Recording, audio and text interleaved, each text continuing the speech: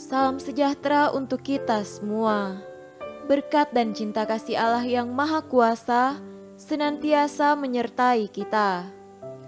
Bapak, Ibu, saudara-saudariku yang terkasih, marilah kita mendengarkan dan merenungkan bacaan-bacaan kitab suci hari Senin 21 Desember 2020. Bacaan pertama dari Kidung Agung, pasal 2, ayat 8 sampai 14.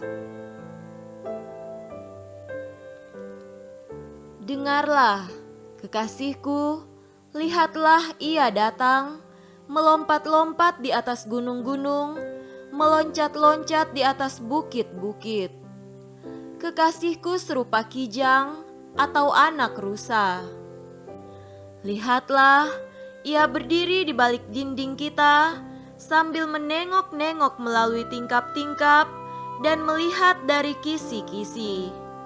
Kekasihku mulai berbicara kepadaku, "Bangunlah manisku, jelitaku, marilah. Karena lihatlah, musim dingin telah lewat, hujan telah berhenti dan sudah lalu.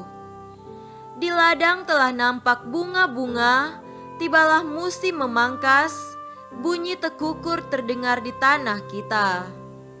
Pohon ara mulai berbuah, dan bunga pohon anggur semerbak baunya. Bangunlah manisku, jelitaku, marilah. Merpatiku di celah-celah batu, di persembunyian lereng-lereng gunung, perlihatkanlah wajahmu, perdengarkanlah suaramu. Sebab merdu suaramu dan elok wajahmu." Demikianlah sabda Tuhan. Syukur kepada Allah. Tuhan beserta kita sekarang dan selama-lamanya.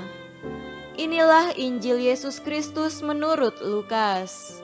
Dimuliakanlah Tuhan. Injil Lukas pasal 1 ayat 39 sampai 45. Beberapa waktu kemudian, berangkatlah Maria dan langsung berjalan ke pegunungan menuju sebuah kota di Yehuda. Di situ ia masuk ke rumah Sakaria dan memberi salam kepada Elisabet. Dan ketika Elisabet mendengar salam Maria, melonjaklah anak yang di dalam rahimnya, dan Elisabet pun penuh dengan Roh Kudus, lalu berseru dengan suara nyaring, "Diberkatilah engkau di antara semua perempuan, dan diberkatilah buah rahimmu. Siapakah aku ini, sampai ibu Tuhanku datang mengunjungi aku? Sebab sesungguhnya ketika salammu sampai kepada telingaku, anak yang di dalam rahimku melonjak kegirangan. Dan berbahagialah ia yang telah percaya, sebab apa yang dikatakan kepadanya dari Tuhan akan terlaksana." Demikianlah Injil Tuhan. Terpujilah Kristus.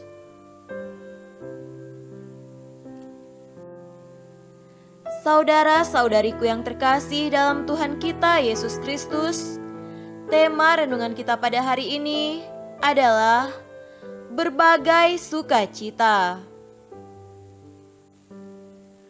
Andaikan Maria seperti wanita biasa lain, dengan mengetahui bahwa yang dikandungnya adalah putra Allah, sedangkan yang dikandung saudarinya Elisabet adalah seorang manusia biasa, mungkin Marialah yang minta Elisabet datang menyalaminya, memberinya selamat dan melayaninya. Persis bukan itulah yang terjadi. Maria bangkit dan menempuh perjalanan sulit untuk berjumpa dengan saudarinya serta berbagi sukacita. Saudaraku yang terkasih, orang benar memenuhi hati dan mulutnya dengan pujian tulus yang dialami orang lain sebagai berkat dan kekuatan. Mungkin karena membawa Yesus dalam kandungannya, Maria sesungguhnya tidak membutuhkan lagi berkat dari manusia yang lain. Namun karena ia tahu berbagi sukacita dan berkat atau pujian dengan saudarinya, maka ia pun dipenuhi berkat Tuhan lewat kata-kata pujian dari Elisabet. Bersamaan dengan pandemi COVID-19, dunia mengalami kesulitan ekonomi. Inilah saatnya setiap bakat dan talenta dicurahkan untuk kebaikan bersama seluruh manusia. Jika tidak mampu menolong pasien COVID-19 secara langsung dan tidak menghasilkan barang dan jasa yang berguna bagi orang lain, paling tidak kita dapat menjadi pabrik kata-kata positif yang menghidupkan, menyembuhkan, dan meneduhkan atau mendamaikan. Selain itu, kita juga dapat menghasilkan sikap memahami dan menerima orang lain, serta kelembutan serta kebaikan. Saudara-saudariku terkasih, kadang-kadang kebaikan kita tidak serta-merta dibalas dengan kebaikan yang sama. Bisa jadi hal itu terjadi karena kesalahan kita sendiri di masa lalu. Bisa jadi pula karena Tuhan menghendaki kita berkembang lewat penderitaan. Berbuat kebaikan dan menerima kejahatan sebagai balasnya. Semua orang merindukan Yesus lahir lagi di palungan hati dan keluarga.